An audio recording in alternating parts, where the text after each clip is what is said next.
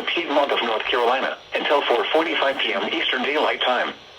At 3:56 p.m. Eastern Daylight Time, a severe thunderstorm was located 8 miles east of Taylorsville, or near Love Valley, moving northeast at 10 miles per hour. Hazard, 60 miles per hour wind gusts and penny-size hail. Source, radar indicated. Impact, expects damage to trees and power lines. Locations impacted include Taylorsville, Stony Point, Love Valley, Vashti, Hidnight, and Union Grove. For your protection, move to an interior room on the lowest floor of a building.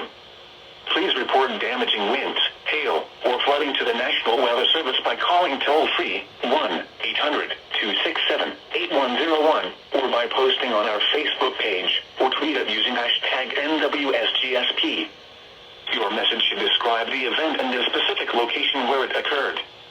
Repeating, a severe thunderstorm warning has been issued until 4:45 p.m. Eastern Daylight Time for the following counties in North Carolina: Alexander and Ardell,